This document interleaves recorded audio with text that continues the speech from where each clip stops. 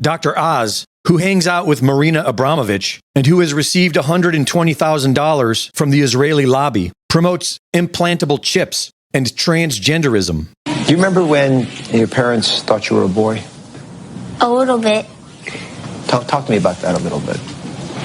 Like, how did it make you feel when I used to take you and get your hair cut off at the barbershop on base? It made me very angry. You did not like your haircut. Why not? Because I'm a girl, not a boy. Yeah. Tulsi Gabbard, who was sold to us as an anti-war personality and who has received $40,000 from the Israeli lobby, is now saying we need to go to war against Islam. Joe Biden just recently pausing weapon shipments to Israel. How do you see that? I mean, there are folks that say he's on the side of Hamas at this point.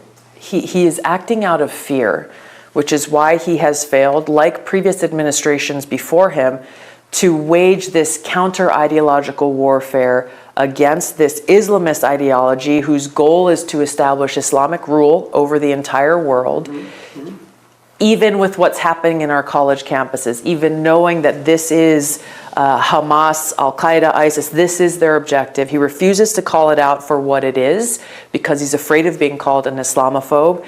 And it's the same reason why he is not taking seriously the need to defeat Hamas.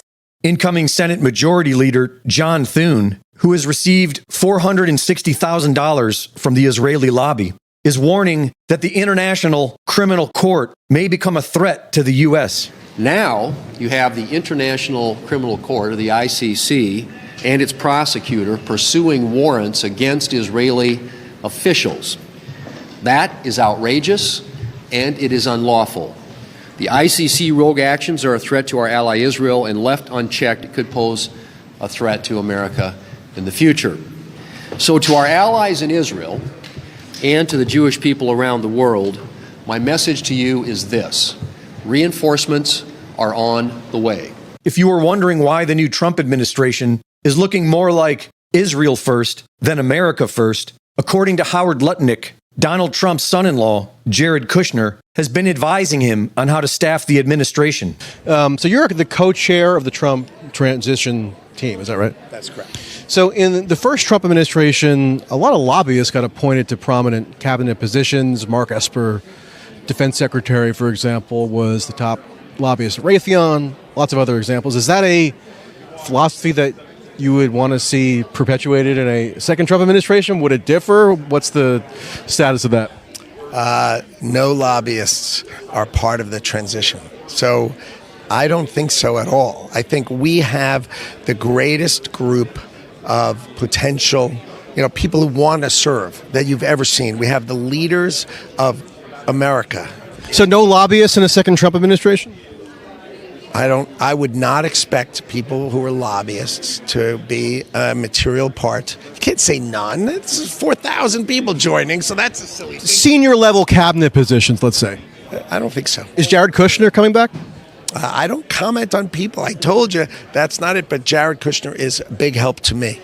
He's actively helping you on this project?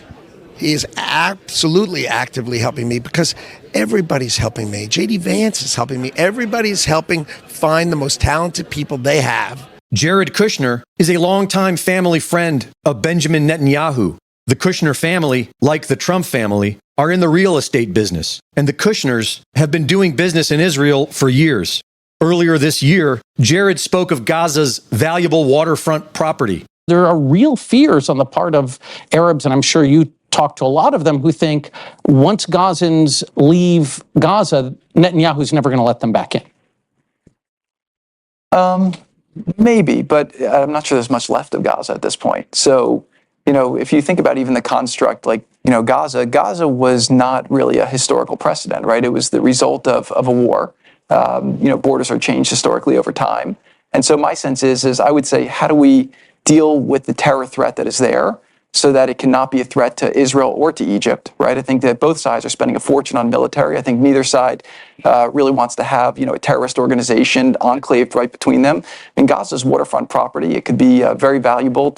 It's a little bit of an unfortunate situation there, but I think from Israel's perspective, I would do my best to move the people out and then clean it up. I think proactively recognizing a Palestinian state would essentially be rewarding an act of terror that was perpetrated into Israel. So it's a super bad idea in that regard. Reporting for InfoWars, this is Greg Reese.